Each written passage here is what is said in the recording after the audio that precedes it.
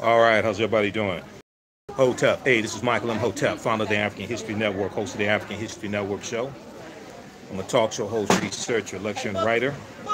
So I am here in Detroit at Hartford Memorial Church, Hartford Memorial Baptist Church, and we're here for the holiday bazaar. Now, I spoke here in late October of this year for the social justice ministry, okay? And I just found out about this event last night. So you got a lot of African business owners here. You have a lot of African-American vendors here.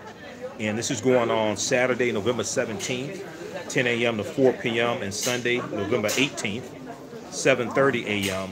to about 4 p.m. because they have it going on during the service. Go ahead, I'm broadcasting this one. Go ahead. They have it going on during the church services. So we'll put this flyer on our website, AfricanHistoryNetwork.com. But you got African-American owned businesses here as well, okay? So I'm at my vendor table. Now, this is free and open to the public. We're at Hartford Memorial Baptist Church, and that is on 7 Mile in Detroit. We'll give you the exact address, okay? But I'm at my vendor table. So we see I have a lot of my lectures here dealing with the history of Black Wall Street in Tulsa, Oklahoma, the documentary Resurrecting Black Wall Street, the blueprint from Dr. Boyce Watkins and Your Black World Films. And let me flip this around so you can see this. How's everybody doing? Post your comments here.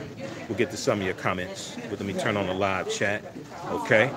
We'll talk about a couple things here. We got my presentations dealing with the film Black Panther analysis, African culture, history, and Afrofuturism. My presentations dealing with the distortion of the legacy of Dr. Martin Luther King Jr., as well as Malcolm X 50 years later, why is he still relevant? Great African women in history, the mothers of civilization. Okay, great African women in history, the mothers of civilization. All these are available at my website, AfricanHistoryNetwork.com. AfricanHistoryNetwork.com. Now, this one right here is excellent. Ancient Kemet, the winter solstice, and the history of Christmas. So I deal with the whole history of Christmas. I deal with the pre-Christian history of Christmas, going back to the festivals of Saturnalia, celebrated in ancient Rome. I deal with Asar, Aset, and Heru, who the Greeks called Osiris, Isis, or Horus.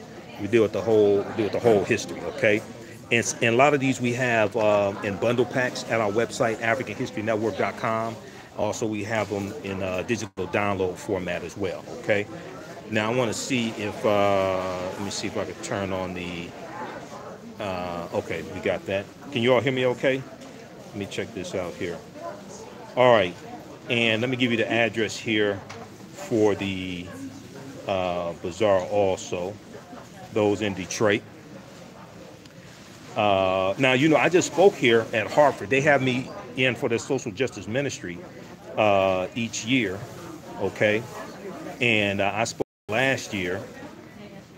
I spoke here last month. It was the 50th anniversary of the assassination of Dr. King. So I dealt with, 18700 James Couzens Freeway. 18700 James Couzens Freeway is the address here. Okay, Hartford Memorial Baptist Church. 18700 James Couzens Freeway. This is free and open to the public.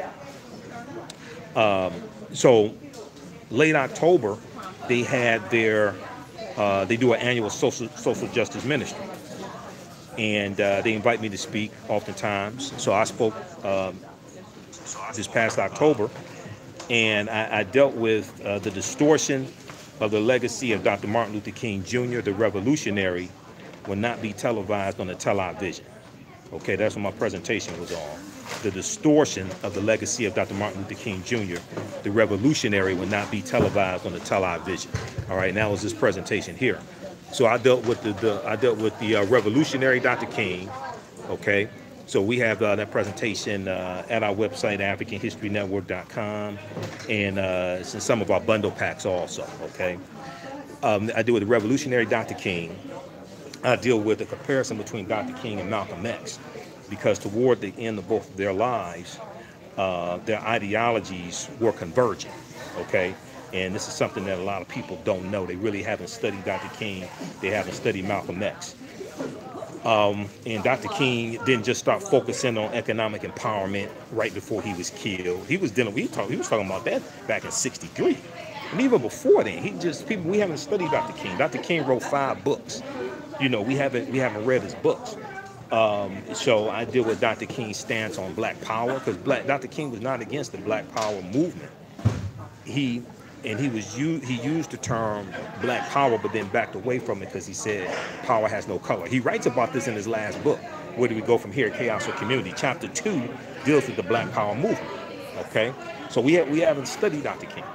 All right, so, and then I also dealt with the day that Dr. King met Malcolm X. So I have a separate presentation on that. This one right here. This deals with the day Dr. King met Malcolm X, which is March 26, 1964, at the U.S. Senate debate for the Civil Rights Act. Okay, and this is about a week before Malcolm delivers his speech, The Ballad of the Bullet.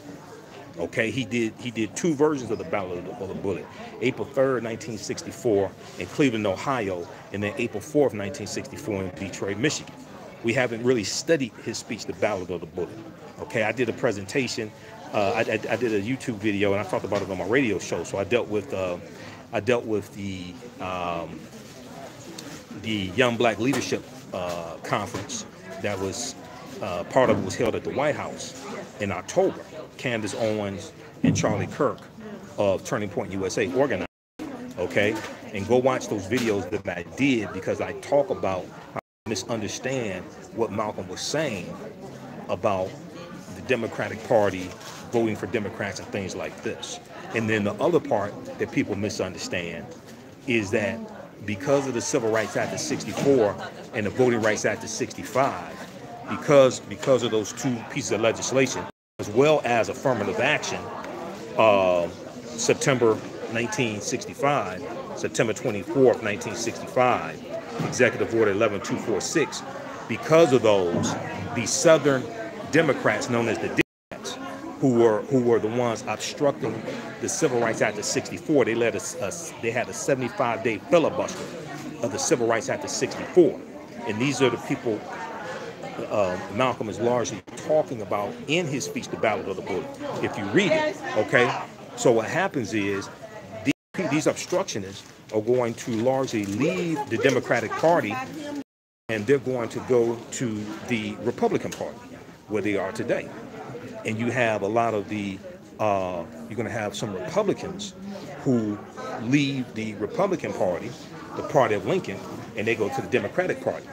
But then also you have, going back to the 1930s, you have African Americans leaving the Republican Party and going to the Democratic Party. Okay, so you have to go. I did an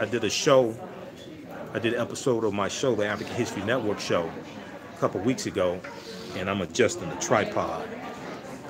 Just give me a minute here. I did an episode of my show, the African History Network show, a few weeks ago, where we dealt with the history of why African Americans switched from the Republican Party to the Democratic Party. And that switch happened long before the Civil Rights Act of 1964. That goes back to 1928. How you doing? That goes back to 1928. And the presidential campaign in 1928, Herbert Hoover, who was a Republican nominee, going up against Al Smith from New York, who was a Northern Democrat, which was different than the Southern segregationist Democrats, okay? And you have Herbert Hoover leading the Lily White movement. The Lily White movement was a movement to push African Americans out of the Republican Party and to ignore their issues, ignore their needs, ignore civil rights, ignore the rise of the Ku Klux Klan, which was rejuvenated in 1915 because of the movie The Birth of a Nation. Because the Klan had pretty much died out by 1915. The Klan was not a real problem. But the movie The Birth of a Nation, which depicted the Ku Klux Klan as being the heroes of the movie, and that movie is based upon a novel called The Klansman by Thomas Dixon. And that novel was made into a play first, which traveled around the country.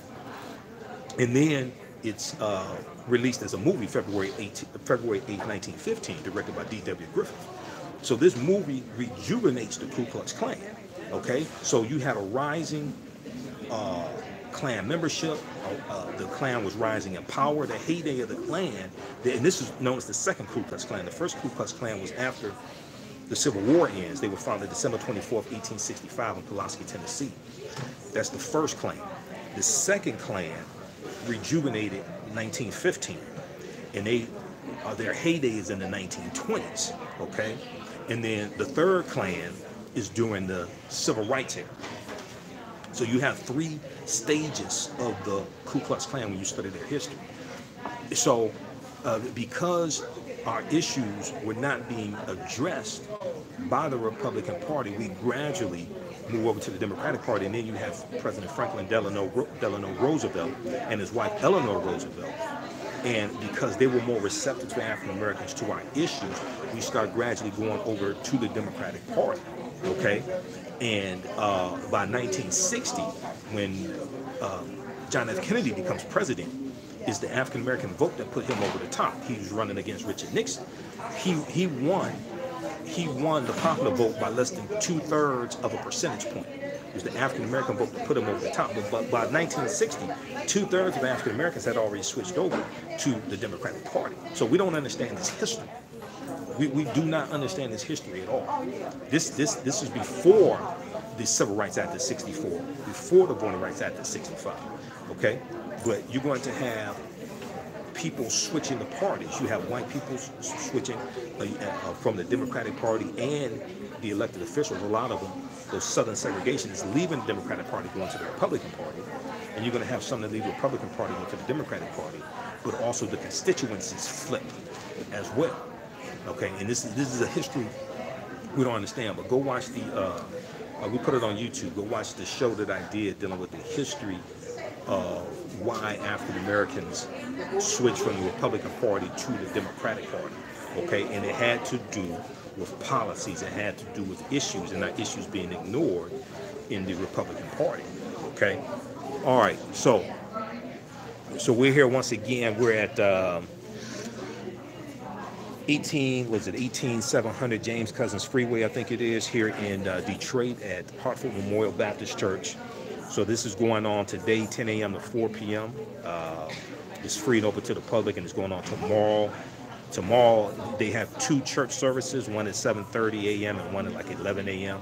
So it's going on tomorrow until 4 p.m. It's going on Sunday until 4 p.m. Okay, and we also have, let's see, we have the Mel Trek series for children. This teaches them about our history.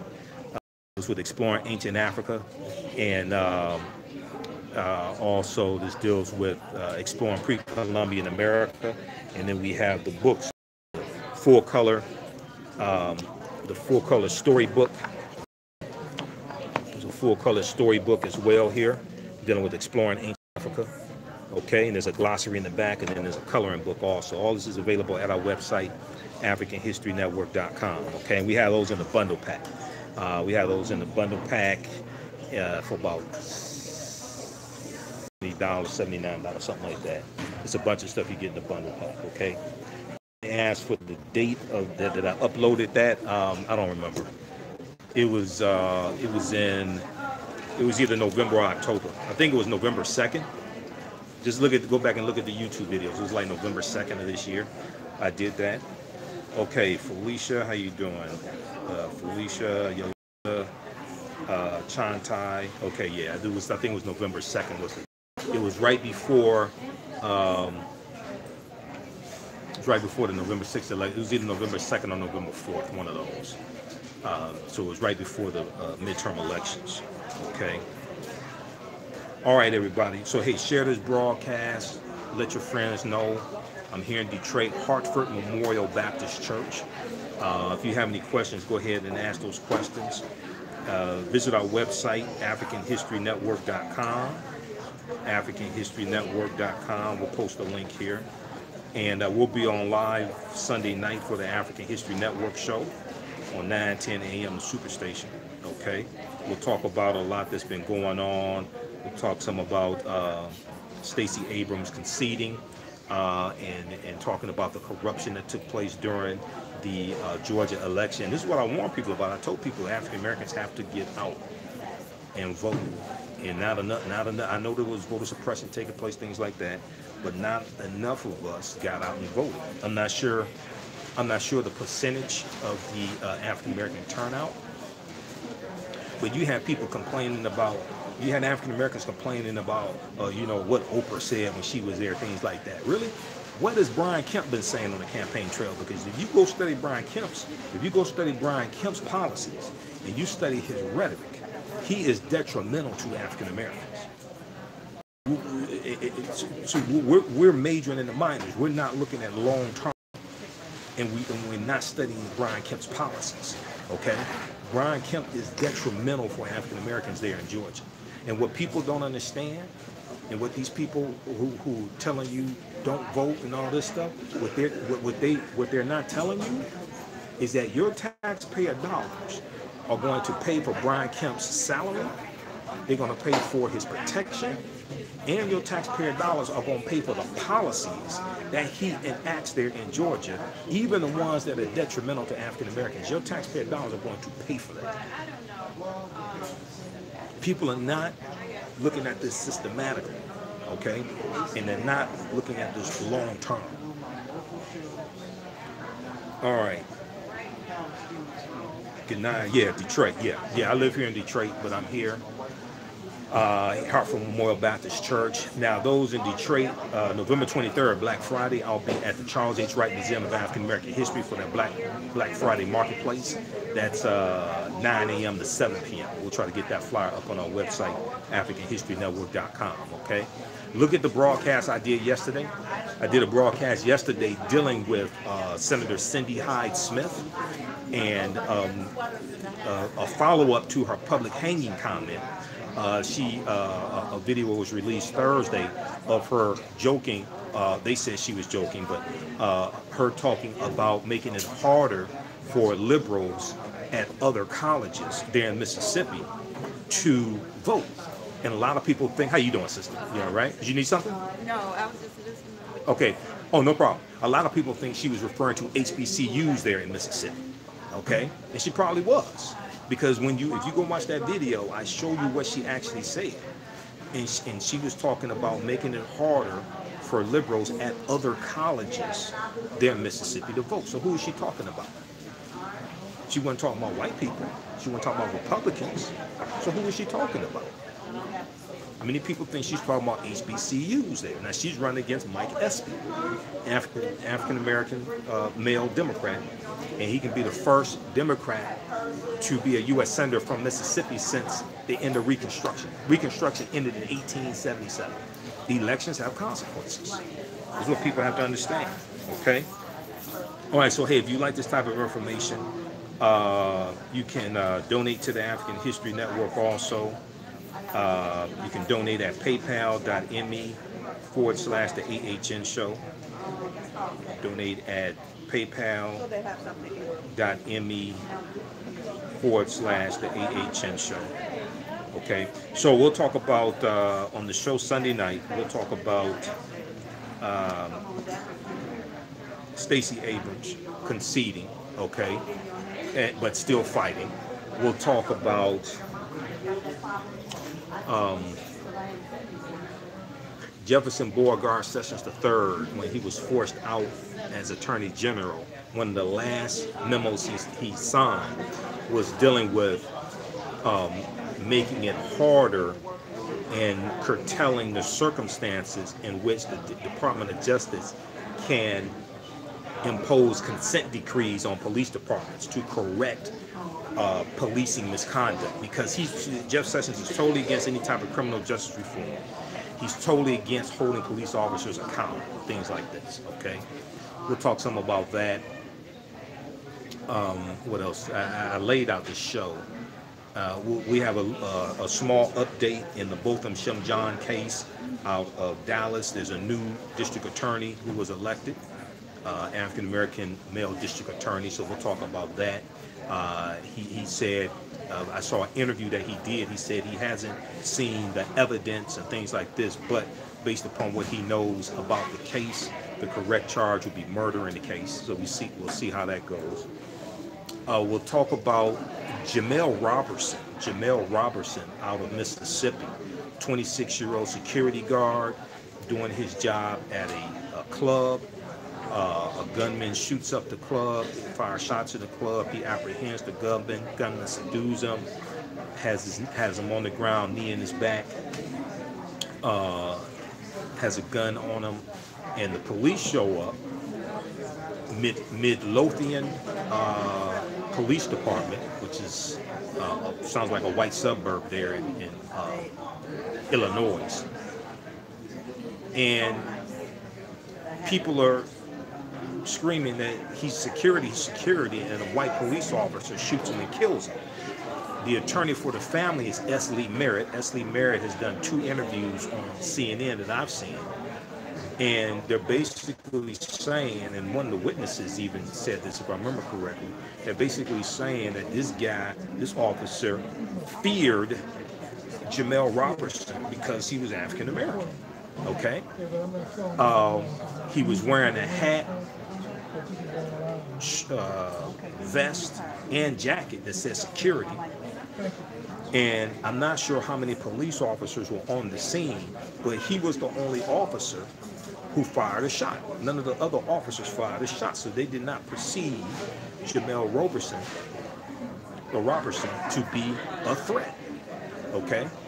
So we have this case, and we know the NRA likes to say the best way to stop a bad guy with the gun is a good guy with the gun. Well, here you had a good guy with the gun, and the cop is the one who kills the good guy with the gun. So, you know, a lot of people are saying, well, that may work if you're white, but that don't work if you're African American.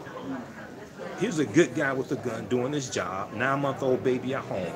And as S. Lee Merritt said in an interview he did with Don Lemon a few nights ago on CNN, he said that they just found out a few days ago that Jemel Roberson was expecting another baby. It was either his girlfriend or wife. I'm not sure whether he's married or not. But expecting another baby, okay? So here you have him killed because you have an officer who did not properly assess the situation. Okay? So we'll talk about that, and there's some other things we'll deal with as well. I think we'll may have time to talk about Betsy DeVos and the Secretary of Education, and how she is rolling back Obama-era policies dealing with how colleges handle sexual assaults on college campuses. Okay, and you have a lot of women's groups crying foul because they say it's going to give too much power to the accused, who are normally men, and make it harder and discourage women from bringing forth charges of sexual assault on college campuses. Okay, we'll talk about that, and then I think we may deal with African American women in the World War I. There are a couple stories dealing with that. I may be able to get to one of those Sunday night. All right.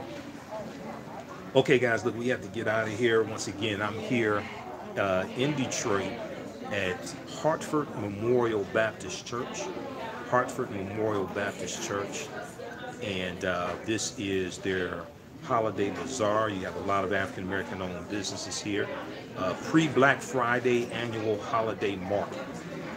Okay, and it's definitely pre-Black Friday because there's a lot of black-owned businesses here. Okay, it's probably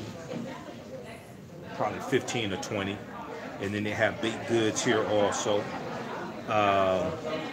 Handmade, so also featuring handmade body and skincare products, purses and handbags, handmade jewelry, clothing, and accessories for men and women. There's a book vendor here also, Brother Charles. He has African American history books. I'm here with my vendor table for the African History Network as well. And this is going on Saturday, November 17th, 10 a.m. to 4 p.m. And Sunday, it's after both church services, so 7:30 a.m. going on until about 4 p.m. tomorrow. Sunday also. Free and open to the public. 18700 James Couzens Freeway. 18700 James Couzens Freeway. The kitchen will be open. They have a kitchen. The kitchen will be open from 12 noon until 3 p.m. for lunch.